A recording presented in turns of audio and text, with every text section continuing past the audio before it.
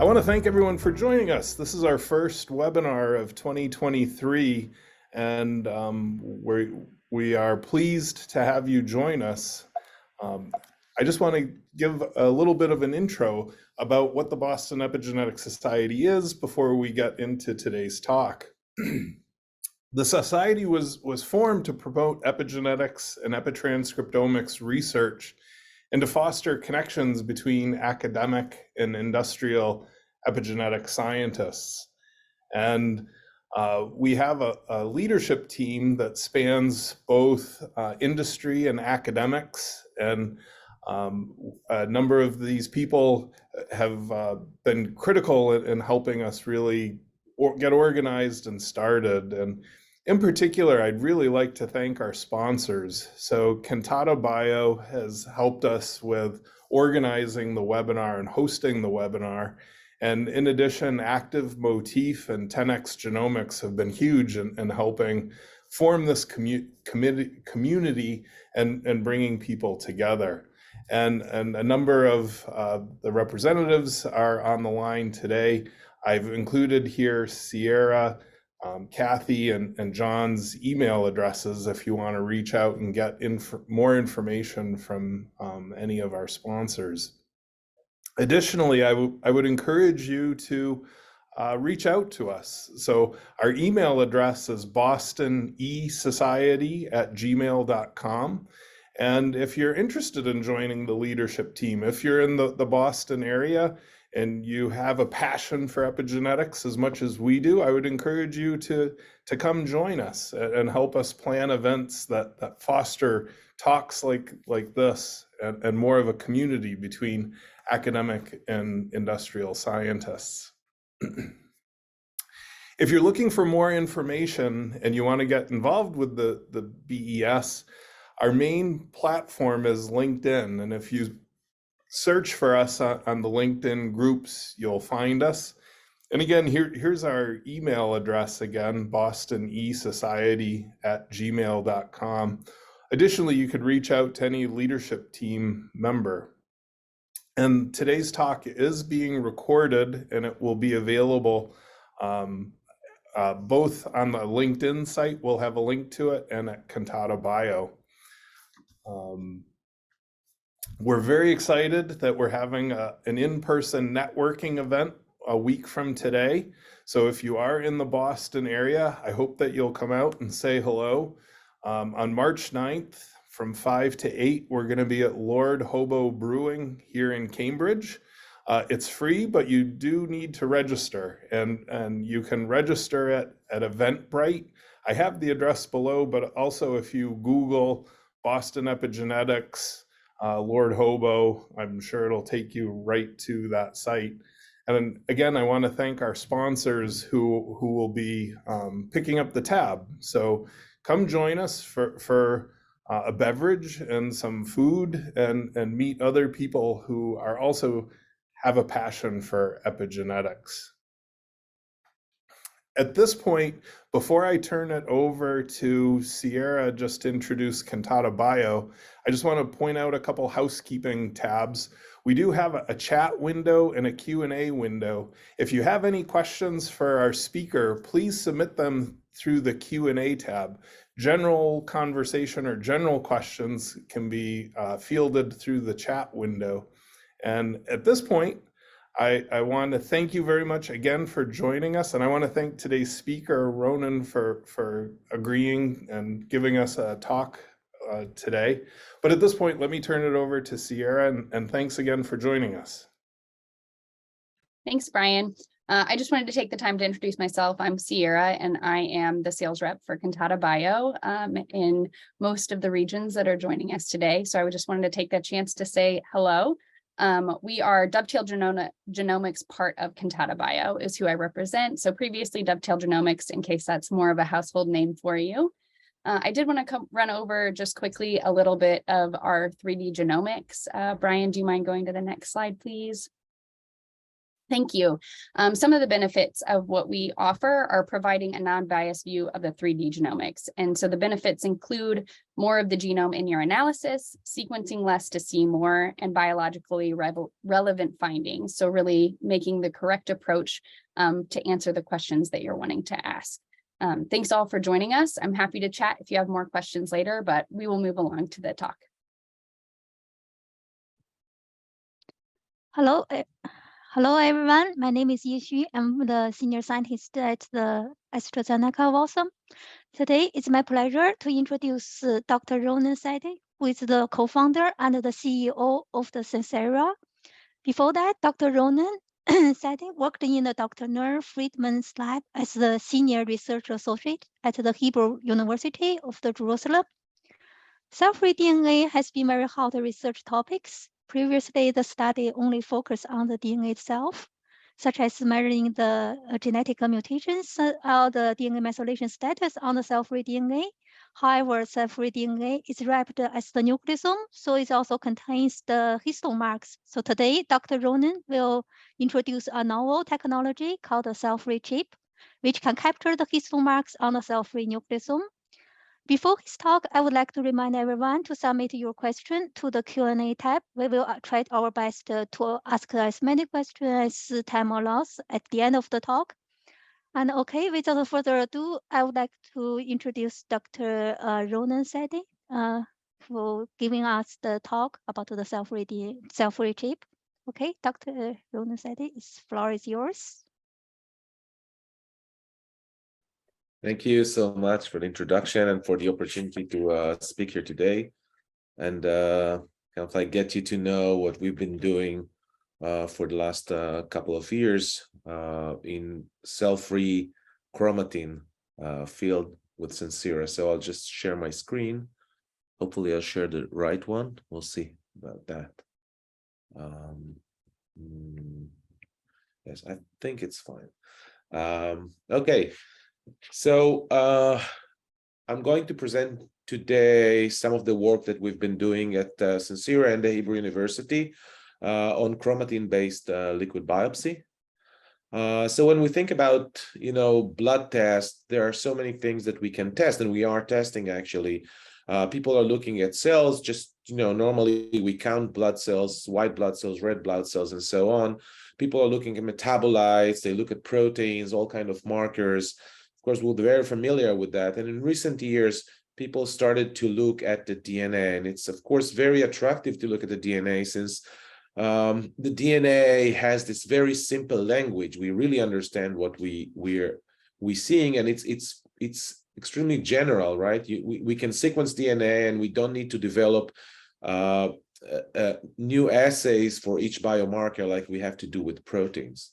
So there are so many now ways that people look at DNA. People look at mutations, so they look at the DNA sequence, they look at DNA methylation. We are all familiar with companies like Grail and others that are really doing a great job with looking at DNA methylation. People look at the localization of DNA fragments, what we call, often fragmentomics, or the length, which is also called fragmentomics. And at cfChIP-seq, we are looking at something that is slightly different, and you are all familiar, I guess, with chromatin, which is the complexes of DNA and proteins, and specifically today I'm going to talk about histone proteins. So we all know that DNA in our cells is not really just open DNA, but rather the DNA is wrapped around this disc-shaped like histone proteins. And these histone proteins are loaded with many histone post-translational modifications, many of them discovered and I would say we got to understand it through research done at the Alice lab. David Alice, who just passed away recently, and I was honored and lucky to do my postdoc in his lab. And he really came up with the idea that there's a code on histone proteins that instruct the cells on how to regulate the DNA sequence and how to use the DNA sequence. And apparently he was pretty much right. And we can argue if it's a code or just, a lot of information. There is a lot of information on histone proteins that can tell us a lot about the status of the DNA in terms of what is this DNA doing in the cell. Is it a promoter? Is it a gene? Is it, just a repetitive element and so on? And then on the status also of the gene, is the gene active? Is it on or off? And simply, and really kind of like focusing on what I'm going to show you today, we can think about genes as having a state of on and off. And, if it's off, we're not making RNA. On, we're making RNA. And there will be histone modifications that are associated with the off state. For example, trimethylation of histone 3 on lysine 27 or lysine 9 will be associated with the off state. And there will be modifications that are associated with the on state. And of course, all kinds of acetylations of lysine on H3 and H4 and also others. And also some methylations. Specifically, I'm going to talk today about on H3K4 methylation on histone 3. And it doesn't show here, but I mean, because I wanted to focus on the modification, but also the positioning of the nucleosomes will change dramatically between a gene that is active and a gene that is inactive. Okay, so with this information, we have a lot of research going on, which kind of like elucidate how these histone modification are distributed in the cell and how is it related to all kind of gene activity and other DNA templated activities. And a lot of it was done by performing ChIP-seq, which is to just digest the DNA between the nucleosomes, either by sonication or enzymatic digestion, and then pulling down specific histone modifications with antibodies and then sequencing the DNA. So we kind of like thought that we can actually use this epigenetic information to actually understand what is going on in cell-free DNA or cell-free chromatin. I'll expand on that a lot.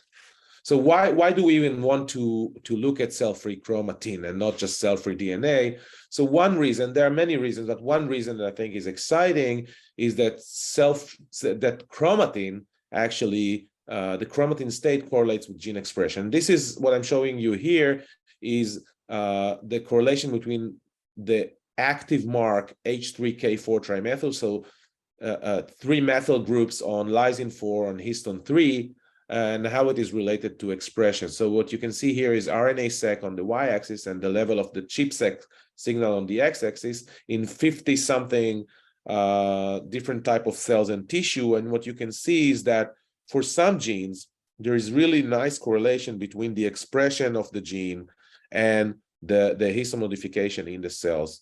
And usually what we see is that if we have the K4 modification, we see that the gene is expressed, and if we don't have the K4 modification, then we see the gene is not expressed. In some cases, like a housekeeping gene here, what you see is that you have some range of signals in the RNA-seq, but the histone mark is kind of like fully loaded on the chromatin, and that will only tell us that the gene is active or inactive. So if the gene will not be active, it will be all the way here, but the RNA will be very low as well.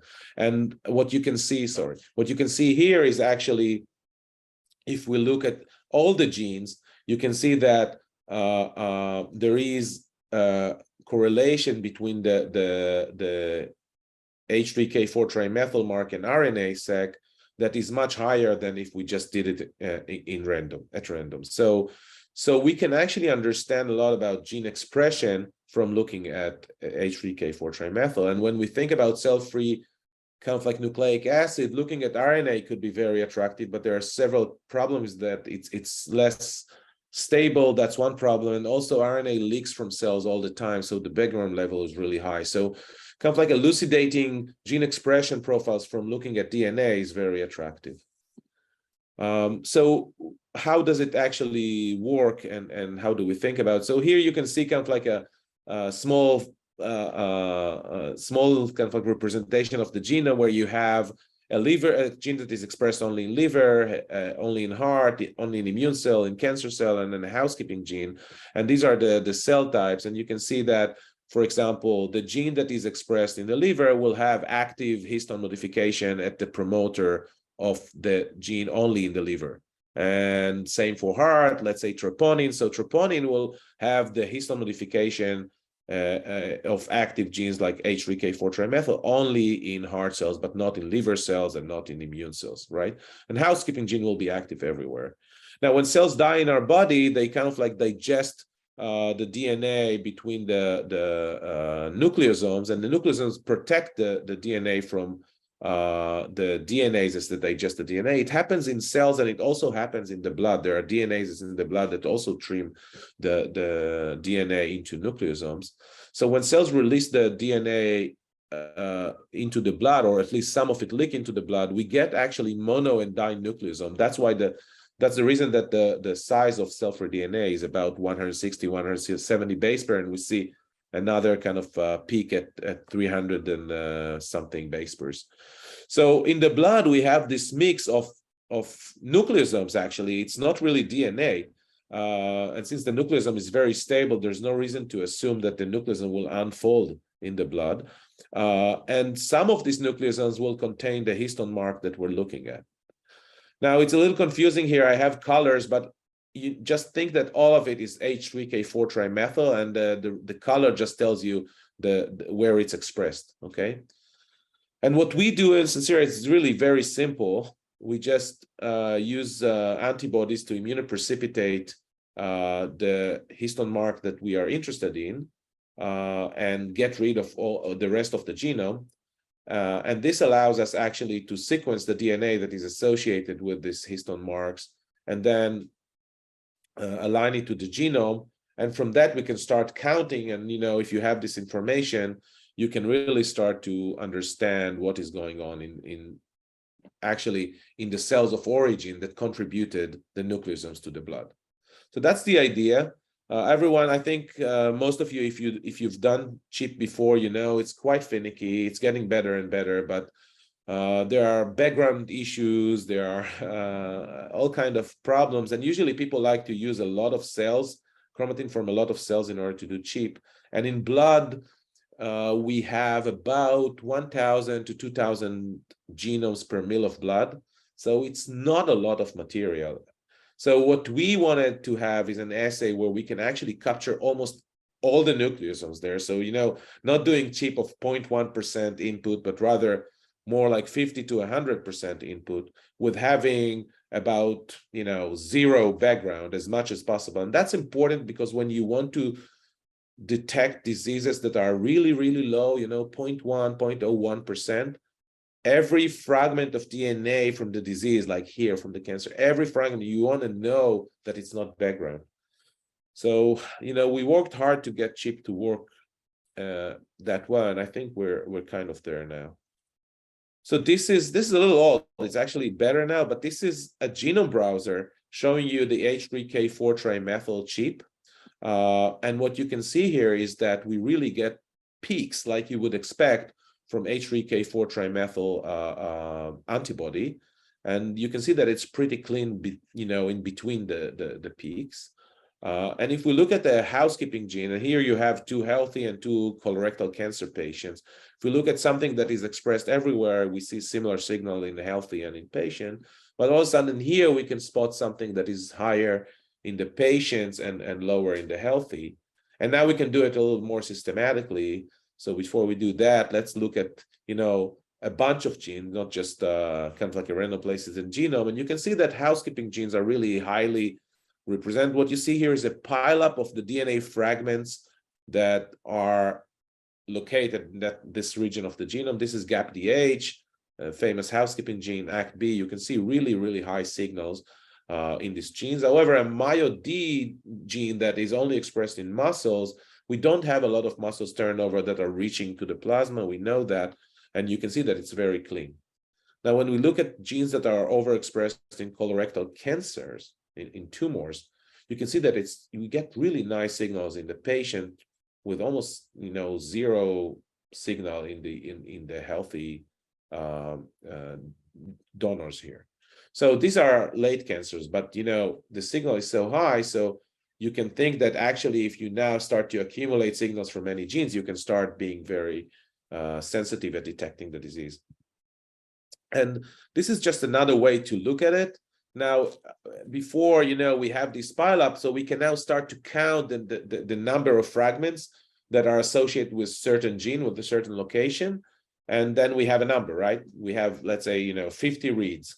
So we can take this number, normalize it, and so on. And then we can plot it as the number of fragments that we have for a specific gene in the healthy reference that we have. So we have a healthy reference for many patients now, many actually donors now, and also we can now compare it to a certain patient. And what you see is that if the disease kind of like manifests itself in a high enough level, we start to see genes that are really high in the patient and low to non-existing in the healthy cohort. Sorry. And what we can do now, we can do that many times on many patients, and we can start to see genes that are coming that we see over and over again. And by the way, these genes are, if we just ask what are these genes, they are enriched for colon, and they're enriched, let's say, for transcription factors associated with colorectal cancer. So really, it really tells us some biology, and I'm going to expand on that. So now we can look at many patients, and we can generate a signature that is made of, genes that are really that have high signal in the patients, but really low signal in the healthy population. Okay, so when we do that, then now we have many regions in the genome that are bound into one signature. This will give us a lot of sensitivity. And what you can see here is the one such signature for colorectal cancer. And what we did here, we took a patient with late stage 4 colorectal cancer that has a lot of tumor DNA in his blood, and we diluted it about 500-fold, and we used this signature to detect the cancer. You can see that you see it here in triplicate, so you can appreciate how good is the chip. That this is like every dot here is a separate chip, and you can see that even if we dilute it 500-fold, we have signal that is higher than what we see in healthy plasma. So we can detect the disease, and we can actually do it in a pretty sensitive way. And we published a paper a couple of years ago in Nature Biotechnology showing, the assay was crappy back then compared to what it is now, but still we were able to detect cancer, colorectal cancer pretty well, and you can see it here. And the interesting thing here, the COAD, the colorectal adenocarcinoma here, the signature that we got here, actually we got it from gene expression of tumor in the TCGA project. And what you can see, even this gene expression signature can separate nicely the healthy from the colorectal cancer patient population. So that was very promising, that we can actually use gene expression like single cell data and so on to actually learn something about what's going on in our bodies from ChIP-seq. And these are some examples that were in the paper. I'm just going to go quick. What we can, we can look at many patients and see how sensitive we are. We can even look at one patient and follow the patient over time and see how the tumor is responding to different drugs. And I think one cool thing is with this assay, and I didn't actually make a big point of it, but we don't assume anything before we do the assay. So because we narrow down the genome to those promoters that are active, we can now do it genome wide. So we always sequence everything that we capture. But with I don't know, 10, 20 million reads, you get a beautiful picture of your signal. And because there are only about 1,000 genomes in 1 ml of plasma, and you can actually now ask whatever you want. So here the doctor told us we want to know what was going on with the liver of this patient, so we can just draw that. right? So this is the level of the liver signature. And you can go on and ask me about T cells and B cells, and I can just go ahead and plot it for you because we have all this information for every test that we're doing. And I'm going to show you a little story. I'm going to go fast now to show you a little story about why is that interesting and important. So we've shown that so in the paper, but what you can see here is you can see that we can detect different subtypes of colorectal cancer. These are two patients with the same level of cell-free DNA, and every dot here is a gene, and we're comparing the two patients. You can see that there are genes that are really high in this patient versus genes that are really high in this patient, and we can now subtype all these patients into different subtypes, and this signature, for example, is kind of like a general colorectal cancer signature, but there are other signatures that tell us something about these patients. For example, this signature here is actually something that we see with HER2 amplification, with patients that have HER2 amplification. So we detect amplifications really well. But the interesting part here, I think, is that there are some patients that have this HER2, the ERBB2 gene, really high, but they don't have the amplification. And it's interesting to see if they will respond to drugs targeting HER2. I don't know.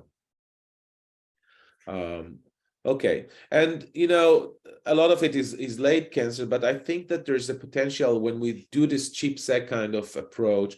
There's also kind of like a high potential detecting early tumors, and the reason I say that is that when you think of tumors, there's several things that are going on. When the tumor is advanced and you have metastasis and all that, then the signals from the tumor are going to be high enough so you'll be able to detect it anyway. But when the tumor is at early stage, very small, not spread, localized, and you can actually do something about it, then the signal from the tumors is often pretty low. But we know that the immune system is involved, and when you think about histone marks, they actually change pretty much with expression. So when immune cells are reacting or responding to the tumor, they're going to change the gene expression and look different from peripheral regular immune cells. So we thought that's pretty cool, and actually we can see that. So these are we have here several healthy and patient donors. And what you can see here is that every line here is a gene, and red is high, green is low, just like we look at like gene expression here. And we can see that there are signals, there are genes here that, like the ones you saw before, that are really high in the late stage cancer and really low in the healthy. And and what you can see that in the early stage cancer, it's kind of like in between. Sometimes we see part of them, sometimes we don't see it really well. We can still detect it when we kind of like use the accumulated signature. But what we found is that there are a bunch of genes that really kind of like show specific and high signal in the early stage. And we don't see them in the late stage at all. And when we looked at these genes, that's the cool thing about, looking at promoters with H3K4 trimethyl, we know exactly what gene it is. These are genes that are exactly that. These are genes that are involved in homing and activation of immune cells in response to cancer. So that's nice because, when the signal from the cancer is low, you have a chance of capturing it with one assay when you kind of like look at the tumor or the immune system that is responding to the cancer. And this is just kind of like for fun, taking different patients with different diseases and kind of like asking, can we actually separate them? Do we see differences? Just in a very crude way, just doing some t-SNE. And so during COVID, we collected some COVID patients, and we have some colorectal cancer, ovarian, lung. We have patients with all kinds of liver diseases, and you can see that just running some t-SNE on that, you can really nicely separate them into different populations. So I think that's exciting because it tells us that we might be able to detect many pathological state in one test, and it's not just limited to cancer. And that's kind of like the idea I was talking about. We using this whole genome with little pre-assumption approach, we think that we can be very detailed, but also kind of like have a wide and broad view. And I'll show you why I think it's important. So I'm going to now switch gears to tell you two little stories about some research that is going on in Israel with some really cool collaborators. This is some work that we did on adoptive cell therapy that we're doing with Professor Michal Lotem from Hadassah. She's a fantastic doctor that does the really great research. And here the idea was that, you know, patients that have certain markers on their tumor, you can actually engineer T cells with a recombinant T cell receptor to recognize the tumor, and maybe by that you can treat the patients and with T cells that are activated outside the body, reinfused, and then, you know, hopefully they will recognize the tumor and attack it. So the first patient that we got was a uveal melanoma patient that had liver metastasis. And melanoma is not, you know, doesn't really have super high signals in our hands, but we still, I mean, we were excited because these patients are hospitalized, so you can actually take samples every day and follow this the patient. So you can see here the timeline. T cells are harvested, and then the patient gets chemotherapy. They kind of like expand the T cells. The chemotherapy is, if I understand it correctly, is to reduce the white blood cell population so that the T cells now, sorry, the infused T cell will have an opportunity to expand. And then, you know, they do all kind of things like treating the patient with IL-2 to help the T cells to fight the tumor and to proliferate and fight the tumor. Okay. So this is just kind of like a fact that you can see that, you know, when they treat the patients with the chemotherapy, the white blood cell count is going down.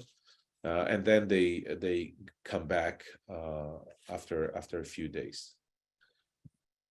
And this is what we see. So this is our ChIP-seq assay. And this is kind of like day one before the chemo. And what you can see is that this patient doesn't look healthy. It has some genes that are really high compared to healthy. And when we look at these genes, we see that these genes are enriched for genes that are expressed in retina, melanocytes, melanoma. So really fits very well to uveal melanoma. So great, we can detect the cancer here. And what happens after chemotherapy? After chemotherapy, we actually don't see the tumor anymore. What you see here is just kind of like all kind of cells that we're analyzing regularly. This is what our algorithm just spit without, you know, every time we do the test. What you can see here is that you have a lot of DNA coming from erythroblasts and all kind of immune cells. And this is really the bone marrow trying to overcome the chemotherapy treatment that you can see here. So I'm now going to show you, instead of going now day by day, showing you all kind of dots, I'm just going to try to summarize everything on one plot. And what you can see here, every line here is a gene.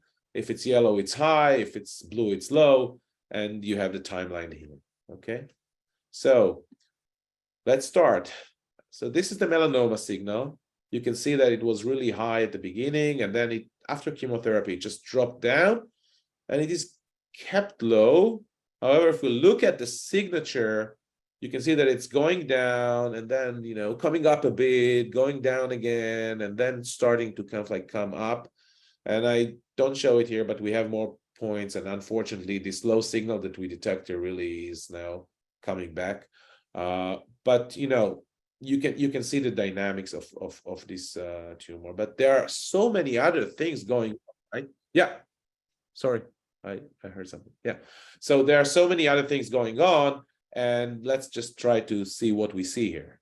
So you see this like huge signal coming here, like in stripes, right? You have one stripe here, one here, and these are liver genes. The liver has a lot of unique genes that we can detect.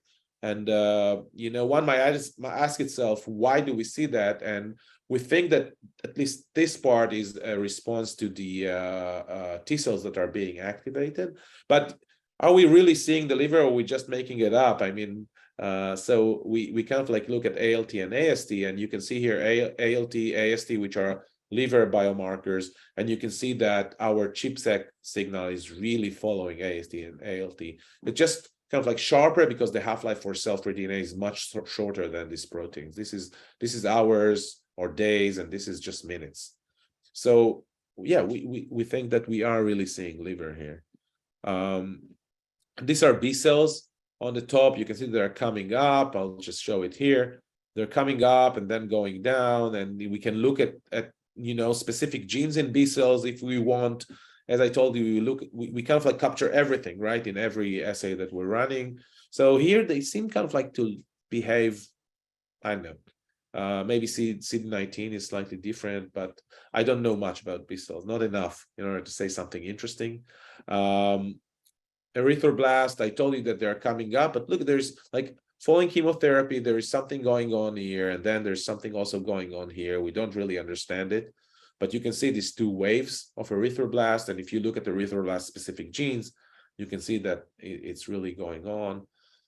These are the granulocytes, and they're coming up pretty late in the response, and I don't know if it's important for the ability of the system to eradicate the cancer or not. We'll have to do many more patients. We are doing many more patients to actually understand that. But what I think is nice here is that granulocyte they express different type of genes depending on the response. So you can see here that the early genes are really expressed early, and the mid genes are really expressed slightly later, and the late genes are really expressed later than that. So you really capture the signal, and then if someone has interest in this responses, you can go gene by gene, right, and try to see if the genes that you're interested in are doing something. And then T cells. So T cells are the main story here, because these are the cells that we're trying to use in order to fight the tumor. And so this is the CD3G is just a general T cell marker, and you can see that we can detect it, and you can see that at the beginning we don't see much. T cells are not really turning over that fast, so they are not, there's just very low signal of T cells in if you don't do anything to people, and then it jumps up because they were introduced, right, by the medical team. And then we can see that these are CD8 and not CD4. That's good, because these are the T cells that were reintroduced to this patient. And you can see that they are kind of like really high, and then they go low, and then the level is pretty low. Now I'm going to try to convince you that what you're seeing is not just T cells, but really T cells that are proliferating and dying while doing that. So usually, T cells are proliferating when they are responding to something. So maybe it tells us something about the ability of these cells to fight the tumor. And this is just looking at T cell specific genes, just like I showed you before. And it's really a mess, and I don't know enough in order to comment on that. But there are some genes that behave slightly different from others. This is just the CD8, and you can see that there are some genes that follow that, but other genes that are just kind of like shutting down, like PD1. And I bet there are some people here that are experts that maybe it tells them something. I hope that with more and more patients, we'll learn more and more about that. Yeah, so this was kind of like one patient, and this is looking at 3 patients. Now we have 6, and you can see that we have the different signals going on, but some of them are kind of like repetitive, like the liver thing.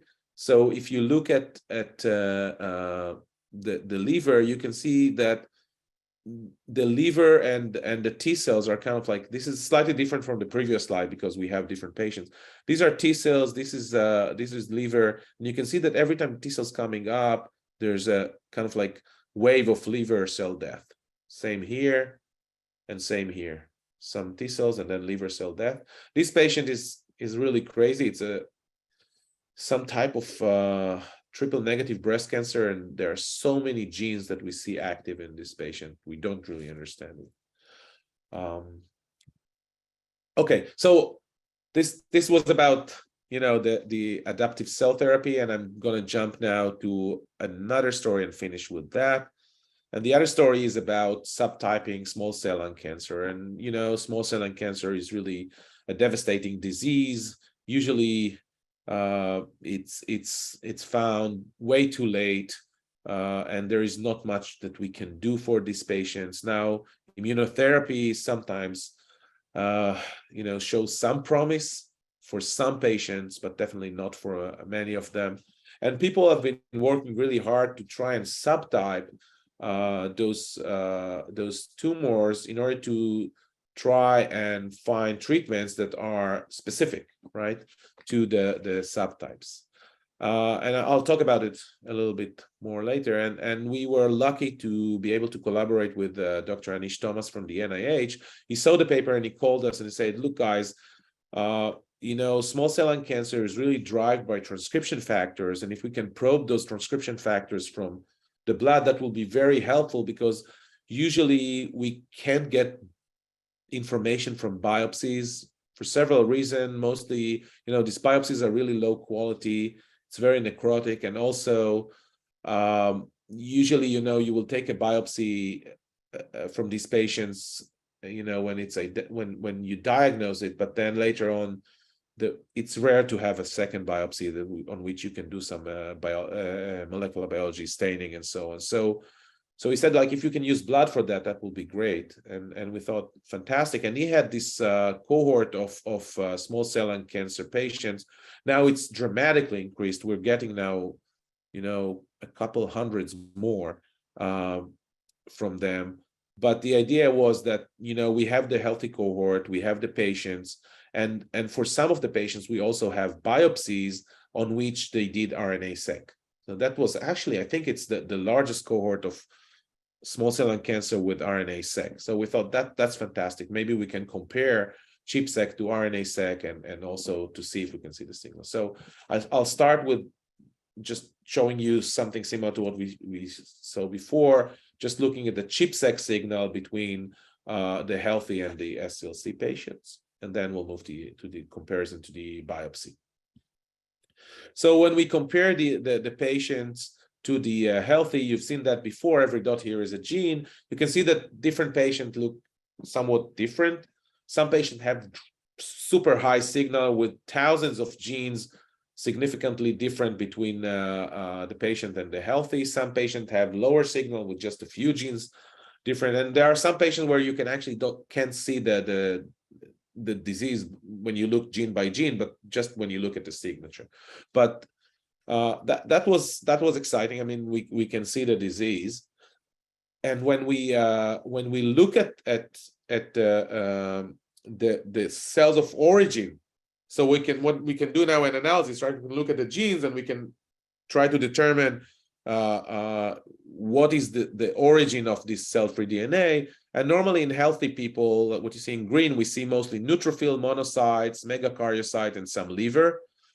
And you can see that in the patients, actually, we do see the same thing, but we start to see signals coming from lung. Brain is not really brain. These are neuroendocrine cells, so it confuses the enrichment test, but it's really neuroendocrine cells from the lung and also B cells that we rarely see in healthy people. And when we kind of like zoom in and we looked at the single cell RNA-seq data, and we try to understand which cell types are actually contributing to the lung signal. So what you can see is that we see a lot of neuroendocrine cell signal, some ciliated cells and also some other cells from the lung. But keep in mind that in lung, most of the cells are going to be, I think, alveolar cells, epithelial cells, and neuroendocrine cells are pretty rare. So seeing this in the blood really tells us that we are looking at the tumor and not just general lung signal. And what we did next was to take all these signals that we got from these patients and generate a small cell lung cancer signature. And you can see that the signature really detects nicely the small cell lung cancer. It's not very hard to detect it. There's a lot of cell-free DNA in small cell lung cancer. And you can see that it's much higher than healthy. And also you can see that In patients that are pre-treatment, there is higher signal than patients that are post-treatment. Great. And there is some overlap with other cancers, but non-small cell lung cancer is very different in terms of the genes, and you can see that here. And also, you can look at the survival, and if you look at the upper half of the median versus the low, you can see that if you have high levels of this signature, unfortunately, people are going to die faster, and this is mostly representing the tumor burden, and not subtype or anything like that. So now, jumping into the subtyping and comparing the ChIP-seq, the cell-free ChIP-seq data to biopsy RNA-seq. So, first, what we should expect. So, we shouldn't be too optimistic, because I showed you that there is correlation between gene expression and H3K4 trimethyl histone mark, but it's not perfect, right? So we're not expecting anything perfect. And also, when we think about it, there is a big difference between what we see in our blood and looking at biopsies, right? In the biopsy, we have representation of the cells in the tumor. In the blood, we have whatever is coming from the tumor, and it depends really how fast these cells are turning over. If cells are turning over fast, we'll have more representation than cells that are not turning over, right? And also, we have signals coming from other places, for example, from leukocytes, bone marrow, and so on. I've shown you that. And again, here, if the cells are turning over fast, we'll see them. If they're turning over really slow, then we will have no nucleosomes or very little nucleosomes in the blood. So when we look at the blood, we have something that kind of like represents, what we see here. So we have the cells that are contributing, that are turning over fast. In the biopsy, we have whatever we captured in the biopsy in terms of cell. So, we expect some correlation, but we don't expect it to be perfect. And actually, it's pretty encouraging when we look at this. These are two patients. When we look at the ChIP-seq, we see that there are genes that are different between these two patients, meaning it's not exactly the same subtype.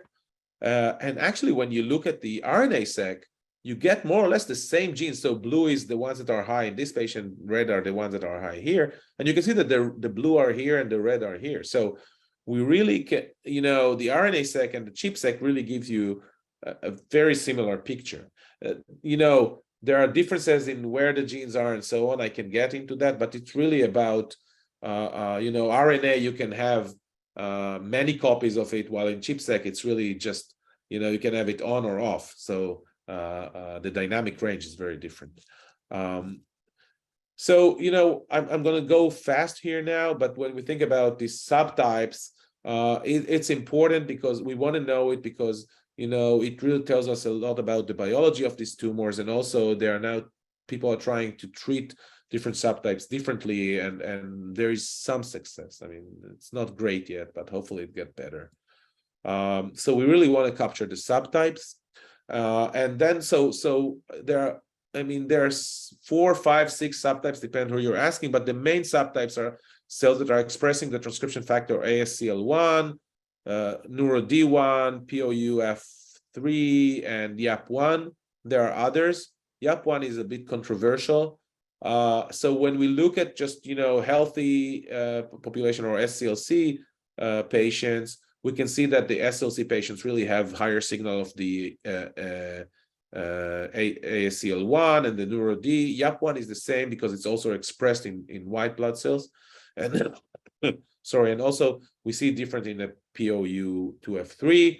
Great. And when we look at correlation specifically between RNA, sorry, I didn't mark it here, RNA and ChIP, you can see that there is pretty good correlation when we look at these genes, the ASCL1, NeuroD, and POW. I mean, it's rare. There are barely any patients with this mutation, but you can see it here, that when it's high in the RNA, it's also high in the ChIP. This is another subtype, new one, really rare, but we were lucky to have one of those. And you can see when it's high in the RNA, it's also high in the ChIP. So, I'm just, I'm showing correlation when you have only one dot. I'm aware of that, but I mean, I think that it's exciting that we see this fit, that it fits.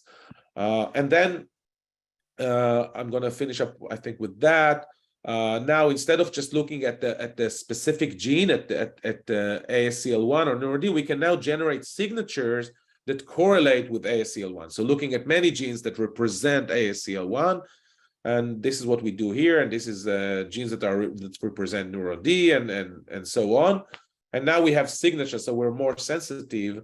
And now we can ask, really, do we see a correlation? And you can see here that the ChIP signal for ASCL1 really goes well. So patients that were identified as ASCL1 or mixed ASCL1 in the biopsy really have ASCL1 ChIP signal. Patients that were diagnosed as NeuroD from the biopsy really have high NeuroD in the ChIP, and same for POU 2 of 3. So we can really subtype this patient. I think it's 45 minutes now. So I'm going to stop and give you some time for questions. Okay, thanks, Ronan. That was great talk. So here's our first question. It's regarding about the part 1 technical question. It's a little hard to hear. Can you try to speak a little louder? Can you hear me now? Yeah. Okay. Much better. So how stable are these histones in acidic blood environment? Yeah, so that's a good question. So we did a lot of work on that, and it's extremely stable, luckily. So you can collect blood if you make plasma and separate the cells from the blood, or you use specific cell-free DNA tubes. It can, I mean, we have done it. We already preserved it for 3 months at 4 degrees, or even with for over a week or a couple of weeks at room temperature, and we don't see any changes in the signal. So it's really, you can ship the blood at ambient temperature if it's in the right tubes, or can ship plasma, and the signal is there and it looks as beautiful. Okay, the second question is from our one of the panelists, Michael Walker. So the question is that do you have examples for those histone marks or the DNA binders, like the transcription factors? Does open chromatin shed more histones than the closed chromatin? Yeah, so unfortunately not. We tried a little bit, not enough. And so far we were not lucky. We couldn't capture transcription factors. It might be that, once this chromatin is released to the blood, you need really, really good binding of the proteins to the DNA, like in histones,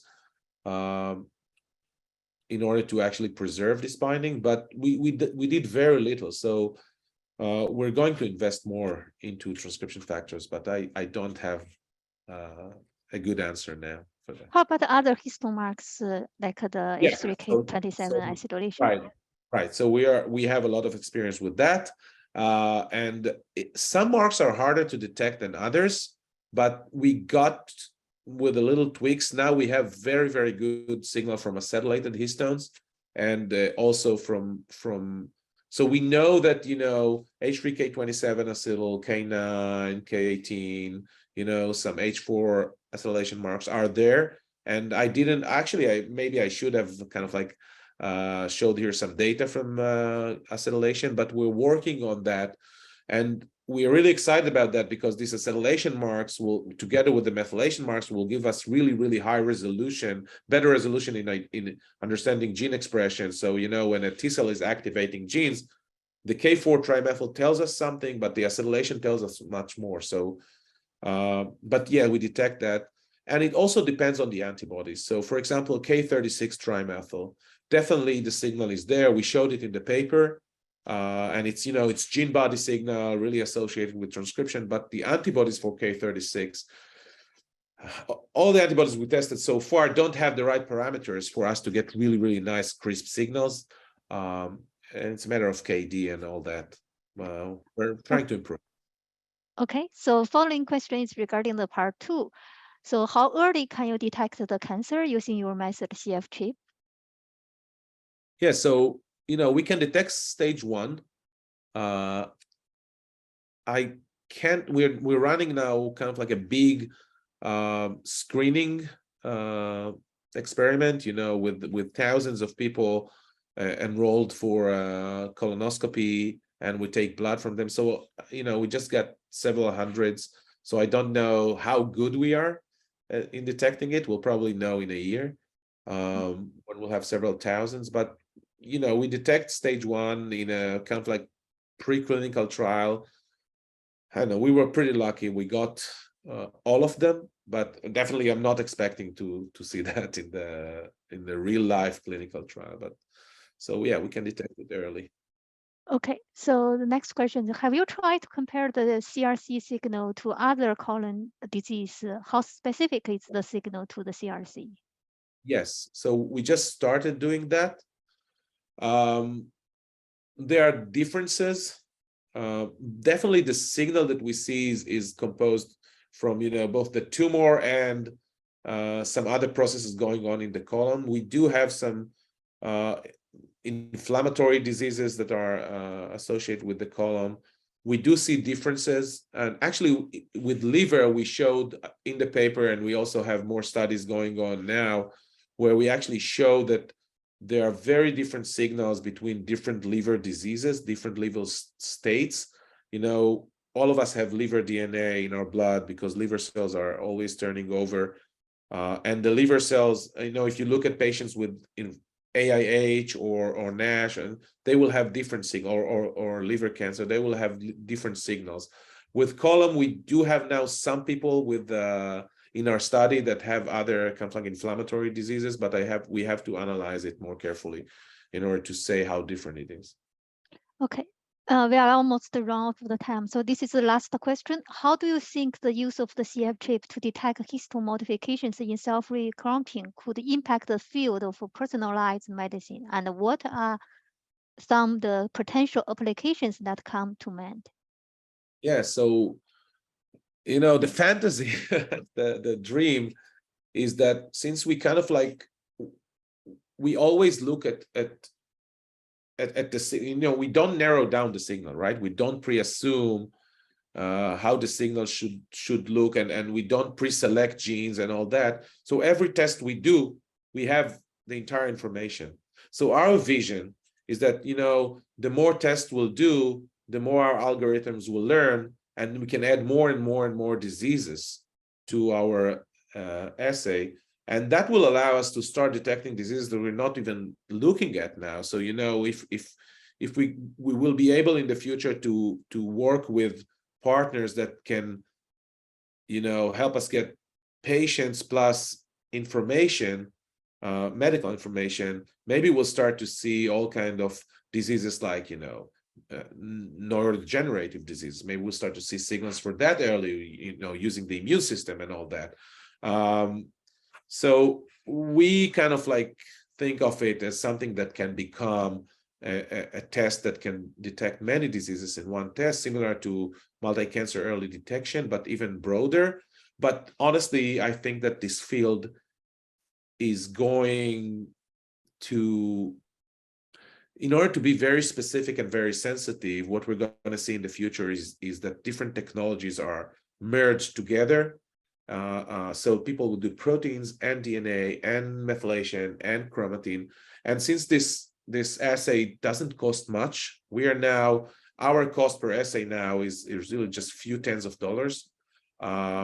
So since we can do it this way, I think that we can merge it with other assays, and hopefully, we'll have great liquid biopsy in the future.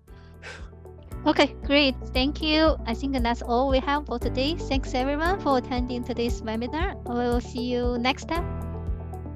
Thank you so much. Thank you.